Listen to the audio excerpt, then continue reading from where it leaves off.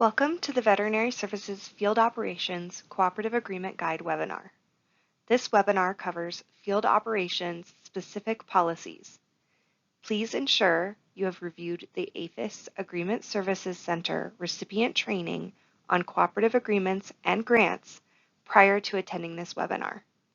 The link to that training is available on the resources slide towards the end of this presentation. Thank you for joining us today. My name is Stephanie Kozar. I am the VS Field Operations Cooperative Agreements Team Supervisor. When programmatic questions arise, please contact your area veterinarian in charge, also known as the AVIC. When administrative questions arise, please contact the grant specialist or specialists for your district designated in this chart. Please keep in mind this is the current cooperative agreement team breakdown. This breakdown can change, and if we do determine we need to make changes, we will let the AVIC know. As an aside, we refer to the VS programmatic contact interchangeably as the AVIC or Program Manager, which is sometimes abbreviated to PM. When in doubt, you can always go to your AVIC for questions or use the Agreements Team group email listed at the bottom of this slide and on the final slide of this presentation. The grant specialists listed here will be assisting me with this presentation today. New changes to the VS Field Operations Recipient Guide include updated pre-award letter template that no longer includes an expiration date. However, it is still a best practice to have a cooperative agreement finalized within 90 days of an approved pre-award letter. There were a few changes to the cost guidance section, including 3D printers manufactured in China are now unallowable. Allowable and unallowable funds pertaining to software enhancements, including the software enhancement request form that were previously required on traceability agreements, are now applicable to all field operations cooperative agreements. Recipients that use privately managed systems need to update those systems so they can send messages using the standard animal health regulatory message schema. States are expected to work with their IT staff or system vendors to develop a plan for implementing this messaging capability. There were some changes to the program sections, including the Traceability Work Plan information sharing has updated language to reflect the need for recipients to enhance and integrate existing traceability systems and applications to utilize recognized standards for sharing data to now include USAHA, ECVI, AHR, and ARMS Data Exchange Standard XML message. Equine has been removed from the guide due to funding changes in the federal appropriation. And for swine, changes to the recipient guide primarily include a shift to more active language and edits to improve readability. Substantive edits include a discussion on the impact of poor sample quality on brucellosis and pseudorabies surveillance testing, and a need for recipients to assist Seneca Valley virus high-incident plants and shippers in identifying source herds of swine present with vesicular lesions to determine what on-farm conditions are contributing to Seneca Valley virus infection and modifications that would reduce incidence of lesions at slaughter. Changes to the Work Plan Accomplishment tab include edits to improve clarity of the objectives.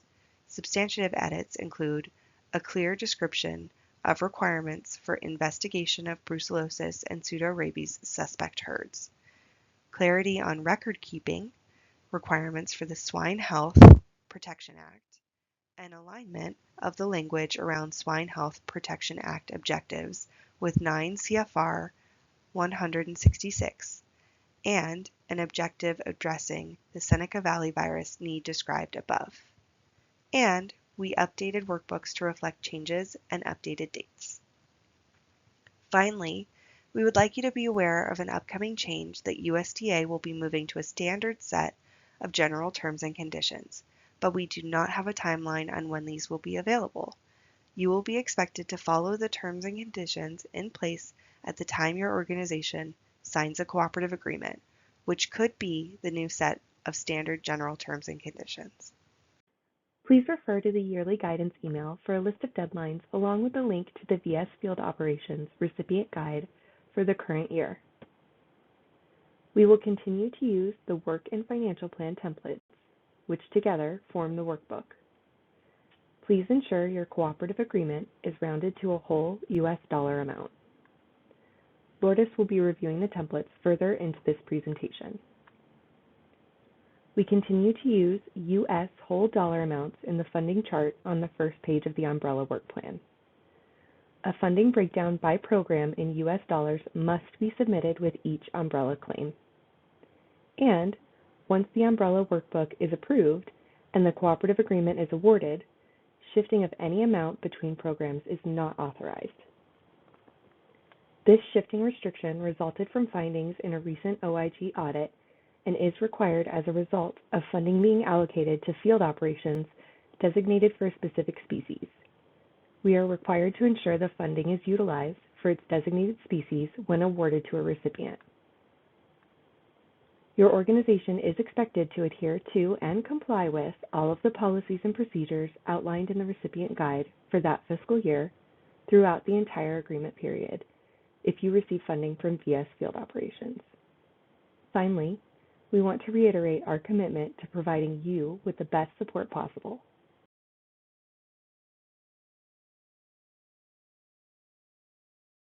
VS will evaluate cooperative agreements annually during the first quarter of the fiscal year and may adjust funding levels due to alignment with agency needs, budgetary restrictions, changing dynamics of industry and trade, or changes in policy using but not limited to the following metrics for the previous 3-year period. Size and value of the livestock industry in the state compared to other states utilizing the most recent National Agricultural Statistics Service data. Cooperator agreement activity alignment with veterinary services mission and goals, particularly disease surveillance and response. Highly aligned cooperative agreements support conducting significant and cost-effective surveillance for diseases regulated by APHIS in a state or multi-state region compared to all other cooperative agreements. Cooperator status of outbreak preparedness and response activities, including information management and deployable asset capacity. For example, trained responders within IMT structure and EMERS trained assets. Highly aligned cooperative agreements are those that build or maintain a significant level of preparedness to respond to foreign and emerging diseases of livestock and poultry in a state or region compared to all other cooperative agreements. And past cooperative agreement performance, including history of spending obligated funds and fulfillment of work plan objectives and reporting requirements. This diagram illustrates the estimated umbrella and traceability cooperative agreement awarding timeline. Generally speaking, in May, we request the preferred funding breakdown from recipients so we can build our budget plan for the next fiscal year. In November, we release the yearly recipient guide. In December, we allow an opportunity for recipients to request modifications to the funding breakdowns they provided in May, closer to the award start date. Modifications are not guaranteed, and we will notify you if they are approved. In January, workbooks are due from recipients. A majority of the umbrella and traceability agreements start April 1st. This date can change if the prior year award was extended or the recipient cannot participate in the pre-award letter process, and we have passed April 1st. In that case, the award will start date of final signature. Please note, this timeline is a guide and is subject to change. Next, we will cover some pre-award information.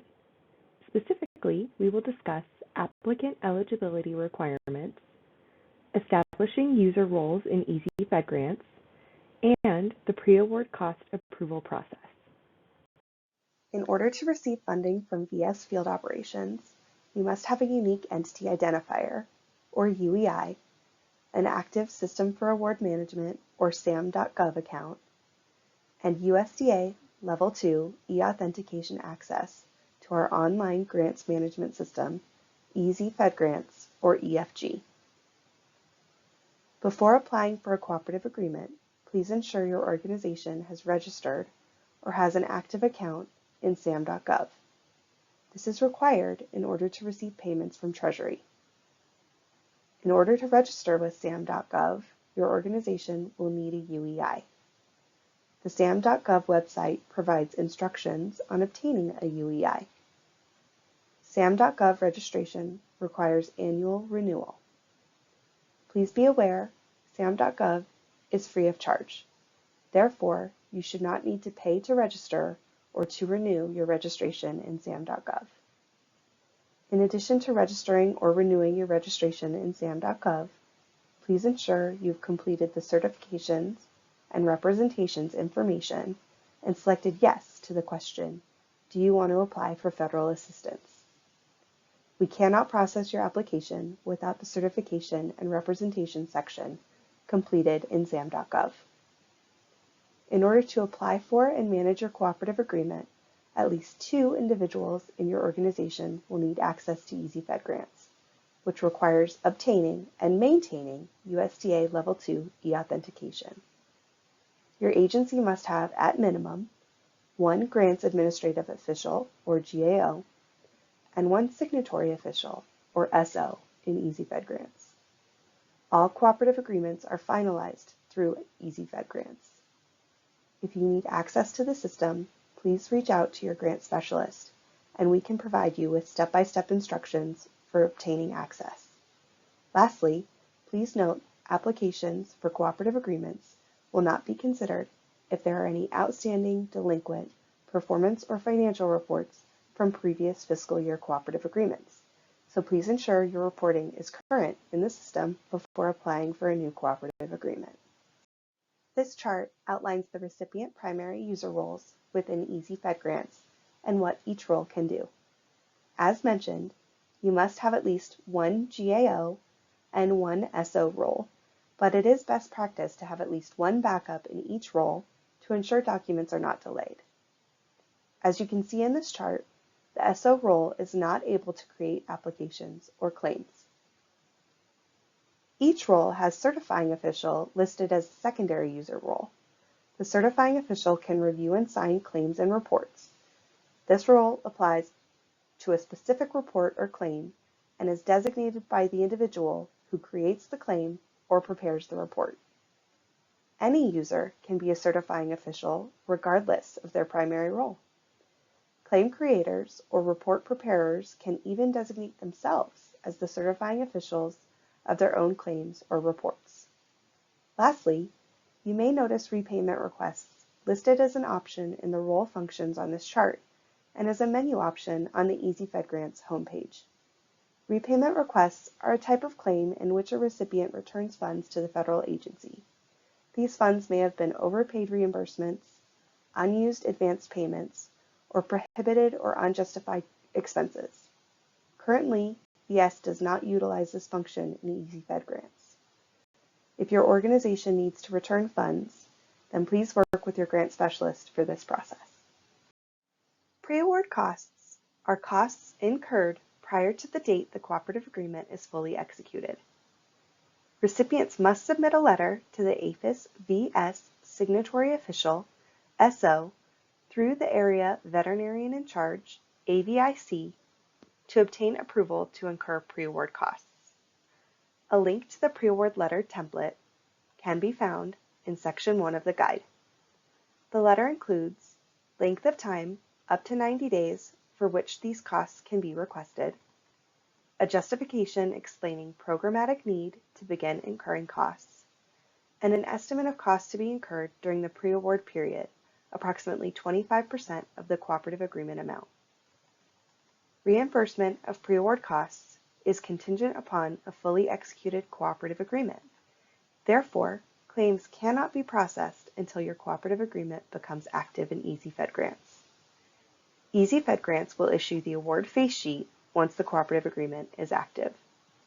Please note, verbal approval to enter into a cooperative agreement or incur costs is not valid and cannot be honored.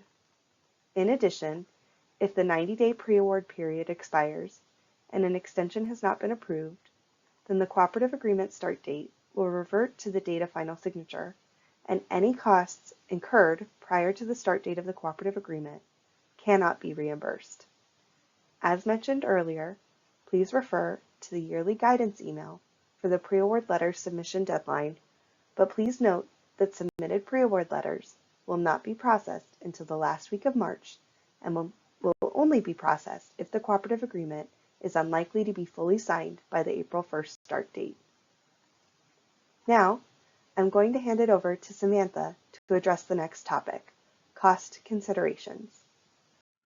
Thank you, Stephanie. I will be going over cost considerations, cost definitions, allowable and unallowable costs, publications and audiovisuals or outreach materials, laboratory equipment requests, IT acquisition, and travel policies. These are the basic considerations of cost you must keep in mind when creating your financial plan.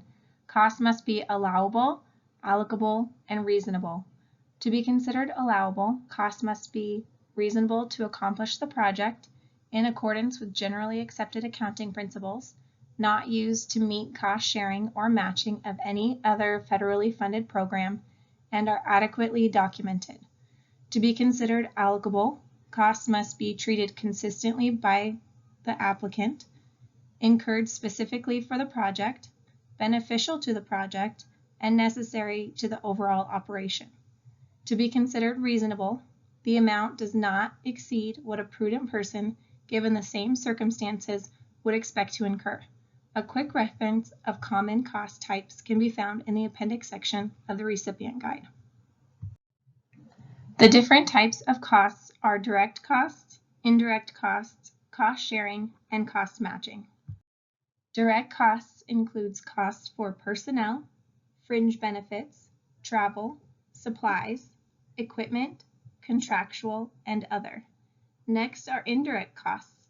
Indirect costs are costs of an organization which are not readily identifiable with a particular project or program, but nevertheless are necessary to the general operation of the organization and the conduct of its activities. APHIS has a statutory cap of 10% on indirect costs for nonprofit institutions. Nonprofit institutions include both private and public organizations such as colleges, universities, schools, hospitals, and others. Typically, state, local, and tribal governmental entities are not considered nonprofit. The statutory cap applies only to cooperative agreements. If the recipient's indirect cost rate is less than 10%, then their negotiated indirect cost rate applies. A de minimis rate of 15% may be applied if an organization has an expired negotiated indirect cost rate agreement. If claiming the de minimis rate, please contact your grant specialist. Lastly, if a recipient has a current signed indirect cost rate agreement, it must be submitted with the application when applying for a cooperative agreement. Cost sharing or cost matching, which can be found in 2 CFR Part 200.1, means the portion of the project costs not paid by federal funds unless otherwise authorized by federal statute. Veterinary Services has a legislative requirement of 40% cost share, cost match for brucellosis eradication activities. No other programs require a cost share or cost match. If the cost share ratio or cost match requirement is not met as stipulated in the cooperative agreement, action can be taken to 1. Reduce the next cooperative agreement, 2. Reduce APHIS's share proportionately, or 3. Allow the reduced cost share when it is in the best interest of the federal government. Once the cooperative agreement has expired, adjustments to a cost ratio cannot be approved. This slide helps determine allowable and unallowable costs. To find an explanation of allowable costs, you can use the following for your resources: 2 CFR Part 200, Appropriations, or the Current Fiscal Year Recipient Guide.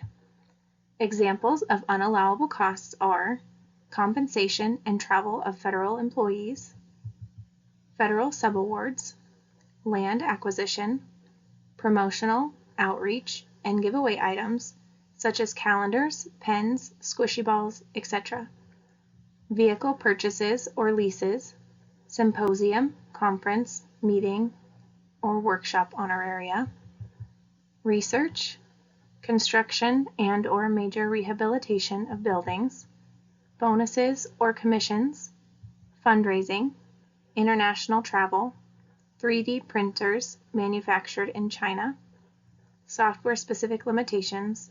More information is on the following slide regarding software-specific limitations.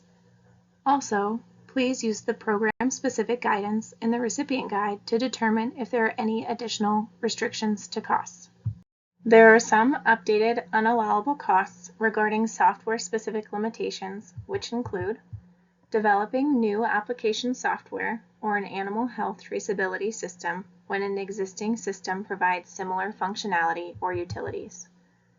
Modifications to application software unless the criteria in Section 1 of the recipient guide, software funding requests, are met. VS assumes that recipient has existing licenses for and will not cover the cost of operating systems and system software, e.g. Oracle or Microsoft SQL. Paying expenses related to interfacing internal systems not associated with the recipient's animal health traceability information, or conducting research, field trials, or pilot projects to develop or test potential solutions for animal health regulatory and movement data collection unless reviewed and approved in advance by VS. When using agreement funds for publications and audiovisuals, please use existing materials. If new material is developed, it will need to be submitted to the program manager for additional levels of approval. You will be notified by the program manager of the final decision. Please allow a minimum of 2 weeks for review of materials, pamphlets, flyers, posters, etc. prior to printing. Approval must be obtained prior to printing.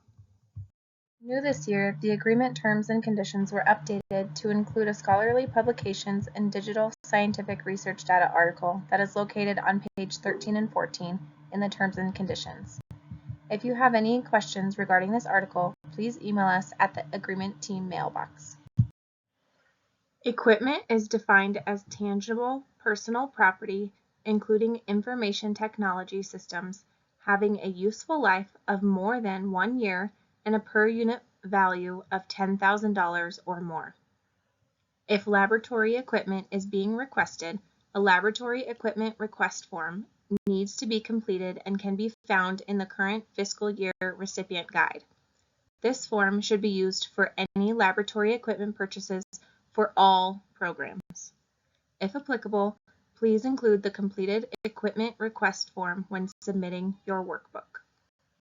The term information technology includes, but is not limited to, computers, network and ancillary equipment, software, firmware, and similar procedures, services, including support services, and related resources. IT purchases may require an Acquisition Approval Request, or AAR, to be completed. If it is determined that an AAR is needed, estimate a 2-week turnaround for the review process.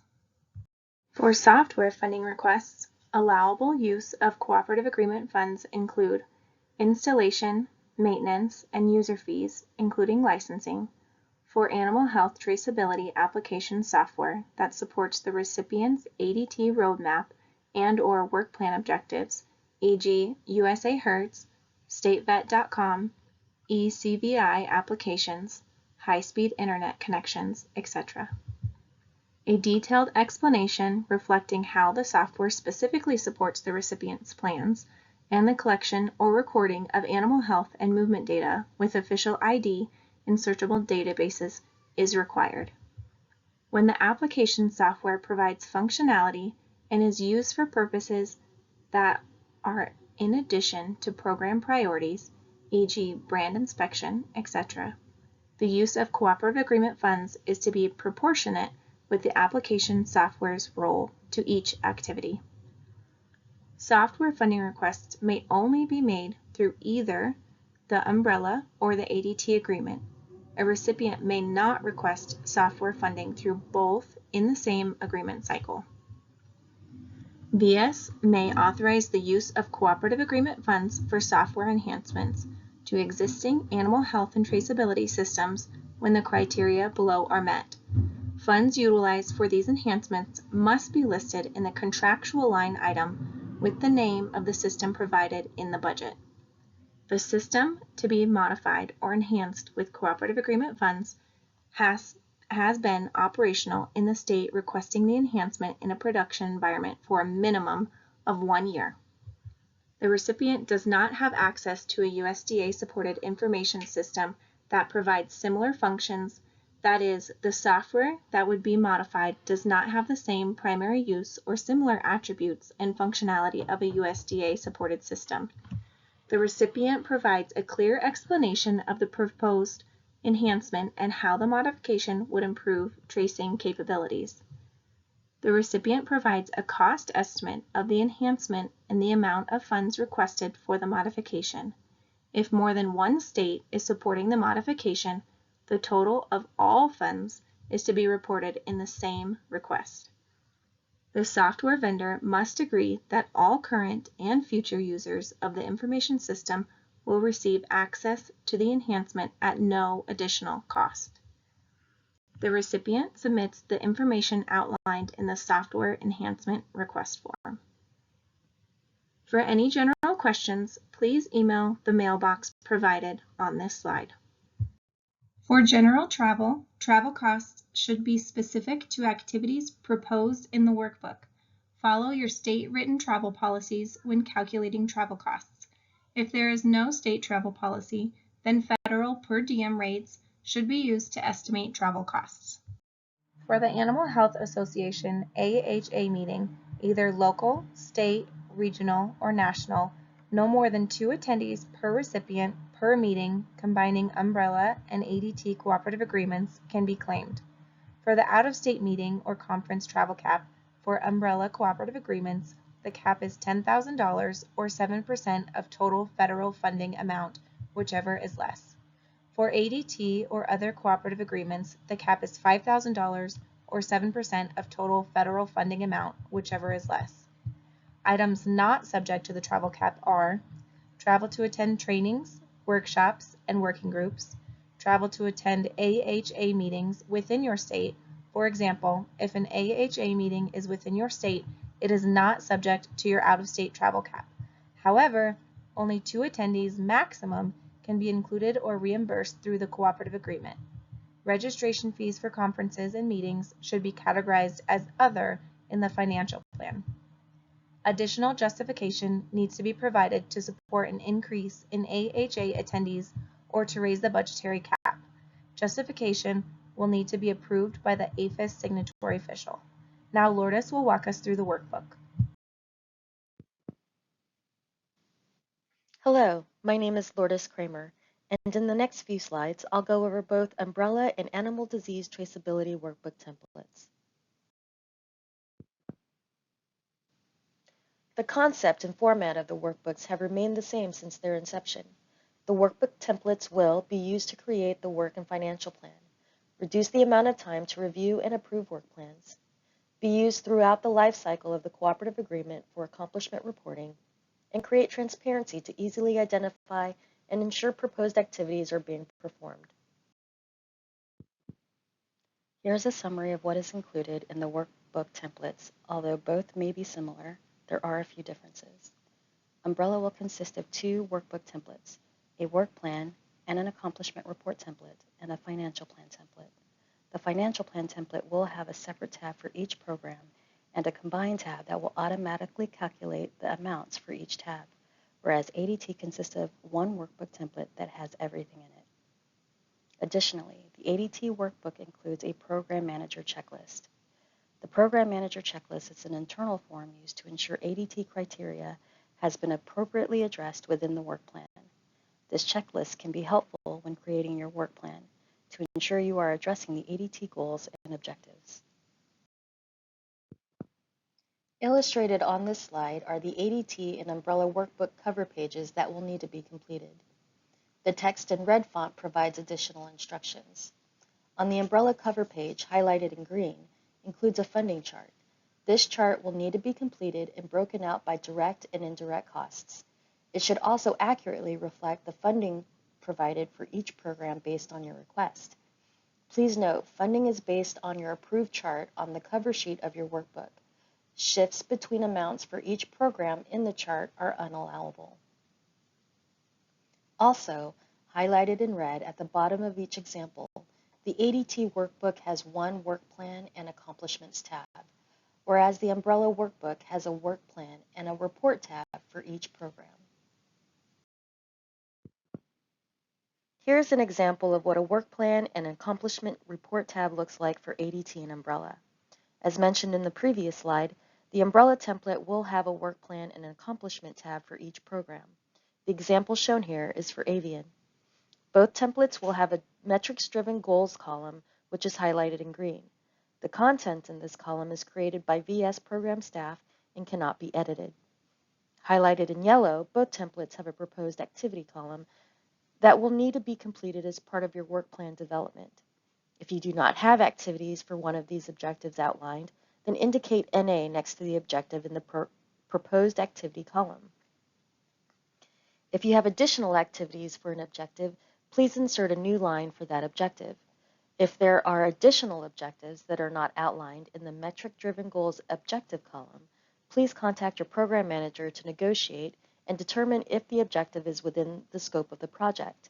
If agreed upon, new objectives can be added at the bottom of the spreadsheet. Highlighted in red, the templates will have 4 columns which represent accomplishment reporting for each quarter. Once the workbook is approved, it should be maintained throughout the life cycle of the agreement. Accomplishment data will need to be added quarterly to the workbook and submitted in easy-fed grants in PDF format. Lastly, the ADT workbook has additional reporting tabs within the workbook. However, Umbrella will have additional program-specific reporting.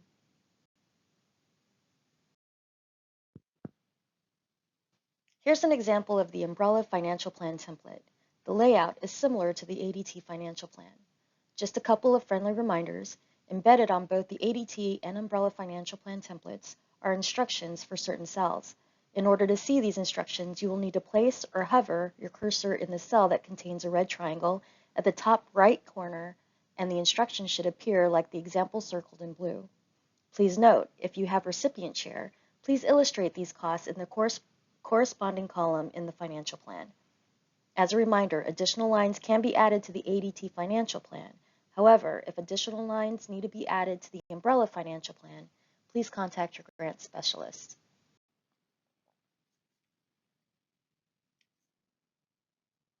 When developing your financial plan, here are some things to keep in mind.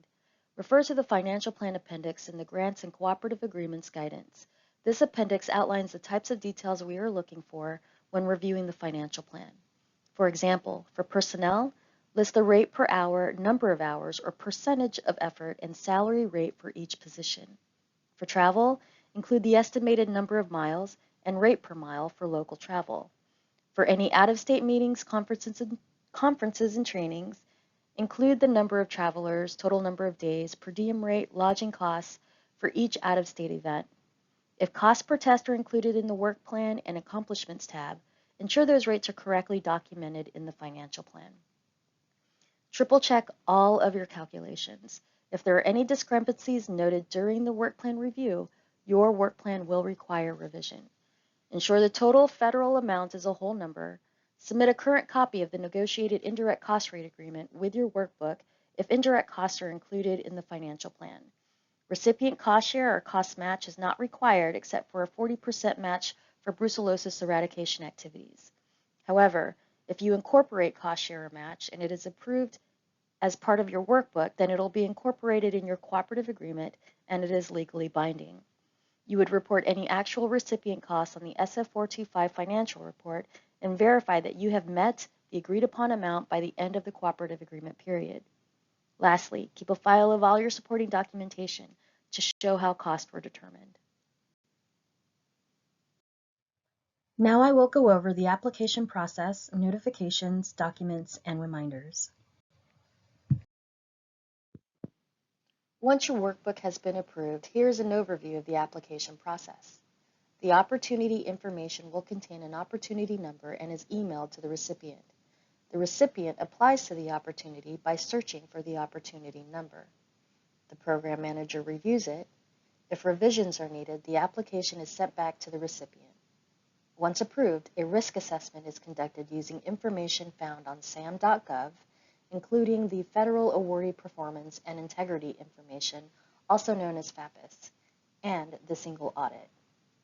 If there are no findings during the risk assessment, the application will be fully approved and the agreement will be created and routed for signatures. If we do find something, we may contact the recipient for further information. Here is an example of an opportunity notification. For application documents, the SF424 and SF424A will be completed in the system. Please note the SF424A must match the approved financial plan. Forms to be completed outside EasyFed grants and attached to the application include the approved workbook, certification regarding lobbying for cooperative agreements exceeding $100,000, the SFLLL, disclosure for lobbying activities for cooperative agreements exceeding $100,000 when there are activities to disclose, the SPOC letter, if applicable, and a signed negotiated indirect cost rate, if applicable. Representations and certification, also known as certs and reps, must be completed in sam.gov when renewing the yearly registration. This slide pertains to the Intergovernmental Review of Federal Programs, or commonly known as the SPOC process.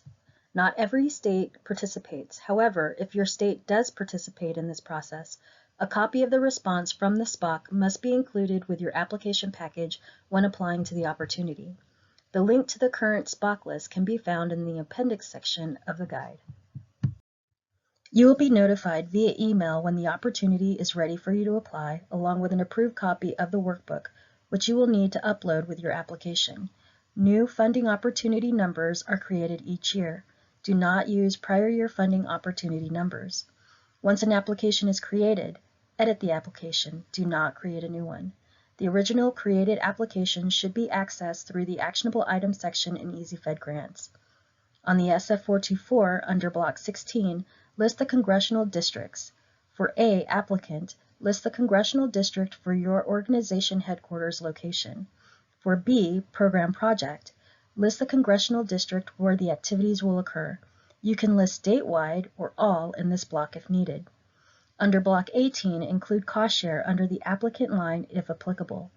In Box 19, when making your selection, please choose A or B. Option C is typically not a valid choice. On the SF424A, sections A, B, D, and F must be completed. Include cost share in sections A, B, and C when applicable. On the Additional Details tab for a done CCR exempted entity question, please respond with no. All recipients must have a DUNS or UEI number. In order to activate the complete signature option on the application, the signatory official will need to read and agree to the legal notice terms and conditions. For returned applications, please refer to the Comments tab for information on why the application has been returned to make corrections before resubmitting. Now I will start reviewing post-award processes, which include claim submission, reporting, both financial and performance, amendments, and budget shifts. EasyFed Grants does not automatically generate claims. When you are in EasyFed Grants, select Create Claim from the left-hand menu to begin a claim request. Only one claim can be processed at a time. Claims should be submitted in chronological order with no gaps in time. Reimbursement claims should be submitted quarterly, and advance request claims should be submitted on a monthly basis. Lastly, an advance request claim will not be accepted for the final claim.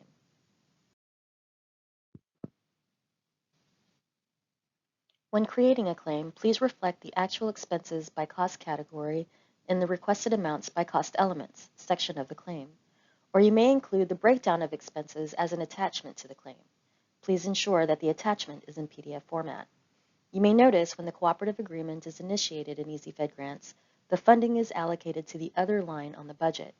This is due to some system limitations that do not allow us to properly reflect indirect costs, and minor budget changes. However, we do track cost details to properly manage the cooperative agreement. Please keep in mind that both financial and performance reports must be current for the claim to be processed. Once the report is past due, the system will not allow us to process any pending claims. Once final approved, payment for the claim should be issued within 7 business days.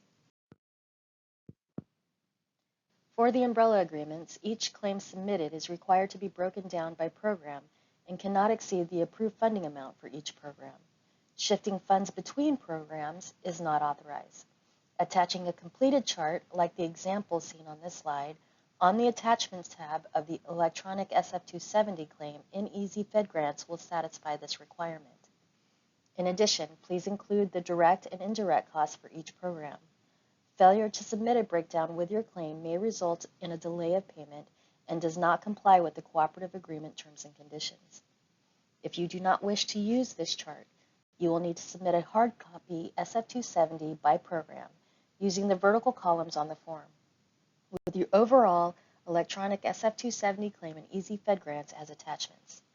The approach may require you to submit more than one hard copy SF270 with your claim. Here's an example of Section 11 of the hard copy version of the SF270. Please note, columns A, B, and C are outlined to illustrate the use of these columns. Because there are only 3 columns, an additional SF270 may need to be completed for one claim if more than 3 programs are funded. As illustrated in the chart, Easy Fed Grants names reports according to calendar year quarters, so please keep this in mind when submitting your quarterly reports in the system. If a cooperative agreement has been granted a no-cost extension, then reporting will continue with the same frequency as provided in the original funding period. For example, if reports were due quarterly, they will continue to be required quarterly. Performance and financial reports are required to be submitted in Easy Fed Grants in accordance with the frequency outlined on the award phase sheet. The report templates become available for submission in Easy Fed Grants on the last day of each quarter.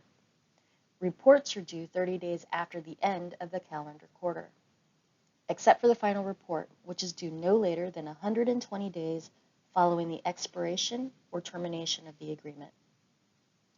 All the reports are grouped in a common actionable item list and are made available to all users from the same organization, which include the grant administrative officer, grant processor, and signatory official. Any of these users can open, complete, and submit the report. Users may filter the reports by their name in the point of contact column.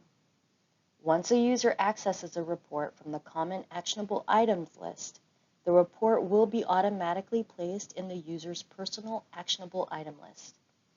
Once the report is assigned to a user, it will not be visible to other organization users. This report assignment is valid for 1 day. All report edits and updates will be saved, including report status. If the report is not completed or submitted within 1 day, the report work item will automatically be routed to the Common Actionable Item list for other users to act on. If additional time is needed to submit a report, then please submit a written request for extensions to the program manager before the report deadline. The program manager will provide their decision in writing. However, even if an extension is granted, claims cannot be processed in Easy Fed Grants until all required reports have been submitted. Please note, at times, the due date listed on the report may be inaccurate. Refer to your award phase sheet for correct due dates.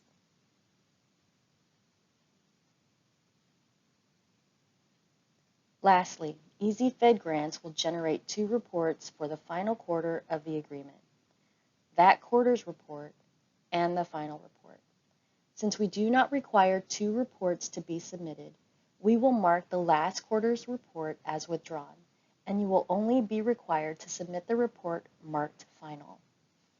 If you would like to submit both a quarterly report and a cumulative report, then please attach both to the final report in Easy Fed Grants. Next, let's review how to locate reports in Easy Fed Grants. This is a partial view of what you will see when you log into EasyFed Grants. In order to complete your reports, you must access them through the actionable items on your home screen. Select Reports from the drop-down in the Actionable Items section, then click on the report that you would like to complete and submit. When reports generate, they are now available in the Common Actionable Items section for all recipient organization contacts, which include the grant's administrative officer, grant processor, and signatory official. Any of these users can open, complete, and submit the report. In conclusion, reports can only be edited through actionable items. Searching for items in EasyFed Grants does not permit you to make edits on them. On the financial report, you will notice some fields will be auto-populated by the system, whereas others will need to be completed within the form. Ensure that the amounts shown in the form reflect the cumulative amounts including the information for indirect costs. If there are indirect costs, Block 11 must be completed. If a new rate has been negotiated, attach a copy of the newly signed indirect cost rate agreement to the report in order to support the change in rate. If you have cost share or cost match that has been approved as part of your cooperative agreement, reflect your share of expenditures in the recipient share section. On the final financial report, an amount should not be listed for federal share of unliquidated obligations. If there is an amount listed on this line, it usually means we have advanced funds to you that remained unspent by the close of the agreement and would require repayment to us. If you have funds that have been paid to you but remain unspent, then work with your grant specialist to return the funds to us. If there is an unobligated balance of federal share on the final federal financial report, this amount will be deobligated in the closeout process. As mentioned earlier, the workbook includes space for quarterly accomplishment reporting. Therefore, please use the workbook to update your accomplishments each quarter to correspond to the proposed activities. When completing the performance report in EasyFed Grants, we request that you upload the workbook accomplishments and any additional required reports to the Attachments tab of the performance report instead of using Block 10 Performance Narrative. When attaching the report, please indicate See Attached in Block 10 of the generated form. Double-check that the correct attachment is included. Once a report has been submitted, it can be returned by the program manager. However, if it is accepted by the program manager, it cannot be edited, and any corrected reports would need to be submitted via email. In conclusion, some of the programs require additional reporting. These reports can be found in an appendix section of the guide. Recipients are required to maintain an inventory and conduct a physical inventory every 2 years for property and equipment purchased with cooperative agreement funds. This includes items purchased under prior year cooperative agreements. Currently, there is no OMB approved inventory report for use. Please use the inventory log spreadsheet provided in the guide until official inventory report is posted to the OMB website. Please note if you will be getting rid of property or equipment purchased in part or in whole with federal funds from the current cooperative agreement or prior year cooperative agreements, then please contact your program manager for disposition instructions first. Next, Tanya will be discussing the amendment and closeout processes. Thank you, Lourdes. In the next few slides, I will be going over changes that require prior approval. These deviations and/or amendments must be requested in writing prior to the change occurring and before the expiration of the cooperative agreement. A minimum of 30 days notice is recommended for us to have sufficient time for processing. Types of amendments include changes in project scope or objectives, even if there is not an associated budget change. Note, these changes cannot be approved after September 30th due to federal appropriation limitations. No cost extension request. Per the terms and conditions, you have the option of a one-time extension of the period of performance for up to 12 months. The request must be submitted at least 10 days prior to the expiration of the cooperative agreement and cannot be approved to solely spend unobligated funds. For extensions of time, written justification including why approved goals and objectives were not met during the agreement period and/or delays in accomplishments must be provided along with the new end date requested. Approved no-cost extension requests will also require submission of a revised SF424 in order to route the amendment in EasyFed Grants. Please note, extensions may affect the start of the next cycle's cooperative agreement depending on the justification provided. Increases or decreases to the cooperative agreement amount and/or cost share. Changes or disengagement of key personnel for more than 3 months or 25% of the performance period. Inclusions of costs that require prior written approval in accordance with 2 CFR 200.407. Transfer of funds budgeted for participant support costs. Subawarding, transferring, or contracting out any work not already approved in the initial cooperative agreement. This does not include acquisition of supplies, materials, equipment, or general support services. And last but not least, budget shifts. Since budget shift requests are the most common requests we see, I'm going to cover these in more detail. First and foremost, budget shifts cannot be approved for shifts between program allocations and must remain as outlined in your approved work plan funding chart. Budget shift requests for changes within a program only should be submitted in writing to the program manager and address the following 5 questions. 1. What is the amount of the shift? 2. Justification to explain why the shift is occurring. 3. What direct cost category is the funding being shifted from and to, for example, from personnel to travel? 4. Will the original objectives still be met? 5. Will this shift impact the scope? As mentioned previously, any scope changes must be made prior to September 30th. Furthermore, if the cooperative agreement is over the simplified acquisition threshold of $250,000 and there is a cumulative shift of more than 10% amongst direct cost categories, then you will need to submit a revised financial plan in SF424A along with a written request for the budget shift. Requests meeting these thresholds require both APHIS program manager and signatory official prior approval before implementation. Even if shifts do not meet these conditions, we request that any shifts in your budget are communicated with the program manager so that we can determine if scope is being impacted, whether changes are allowable or reasonable, and to track cumulative changes in the approved budget. Please keep in mind all requested shifts must be received by VS Field Operations no later than 30 days prior to the expiration of the cooperative agreement. VS Field Operations will inform the recipient in writing of our decision. Written approval is needed prior to implementing any changes. Lastly, VS Field Operations may not approve budget changes to allow purchase of general purpose equipment in the last quarter of the performance period, if it appears the modification is being made to solely use unobligated funds. Examples of general purpose equipment are office equipment, GPS, cameras, and computers. If the changes being requested require a formal amendment to the agreement, this illustrates the workflow of the routed amendment in EasyFed grants. Please note, not all amendments require all these steps to become active, and some steps may occur outside EasyFed grants to initiate the amendment. For example, no-cost extension requests. Now, let's go over closeout eligibility requirements, notifications, and records management. A closeout is required in every agreement once the end date has been reached or if the agreement has been terminated.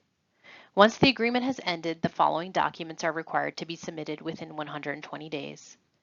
A final performance report, final federal financial report or SF425, final claim request or SF270, and if applicable, return of any unused funds. Failure to provide these items on time may result in a delay in your payments and/or funding of future projects. A closeout cannot be created for agreements when an amendment to the agreement is in progress, there are any missing reports, a claim is being processed, there's a third-party active audit or pending litigation, or the agreement has not reached its end date. When these conditions have been met, the agreement will be formally closed out in EasyFed grants. This includes the obligation of any remaining unobligated funds as reported on the final SF425 Federal Financial Report. The system will send out automatic reminders to the recipient at least 30 days prior to the expiration date of the cooperative agreement. Illustrated on this slide is an example of the email notifications sent from EasyFed grants when an agreement is ending. Records retention is required for purposes of federal examination and audit. This is in accordance with the requirements set forth in 2 CFR 200.334, which outlines once the agreement is closed, all records pertaining to the agreement should be retained for at least 3 years from the date of submission of the final report. Unless the agreement is under an audit or compliance review, then records must be retained for 3 years after all issues are resolved. APHIS may request that the recipient transfer records to its custody when there's a long-term retention value. If the records are transferred to or maintained by APHIS, the 3-year retention requirement no longer applies to the recipient. We have several useful resources available to you pertaining to cooperative agreements. Here are a list of resources that complement our presentation. The VS Field Operations Grants and Agreements Recipient Guide. The link to this can be found in the current fiscal year guidance email that was sent out. web address to the Electronic Code of Federal Regulations, web address to the APHIS Terms and Conditions, which will also be available via link on the award phase sheet that is issued once the agreement is executed, the APHIS Agreement Services Center Recipient Training PowerPoint. Additionally, this is a link to the EasyFed Grants landing page that not only contains job aids for navigating the system, but also upcoming training opportunities. If you are unfamiliar with EasyFed Grants or need to brush up on using the system, we highly recommend utilizing this resource. Lastly, if you would like to request a one-on-one call or training, please reach out to your grant specialist and/or program manager. If you have any questions or comments regarding this training, please direct them to the email address you see on your screen. Thank you for joining us today, and we look forward to working with you.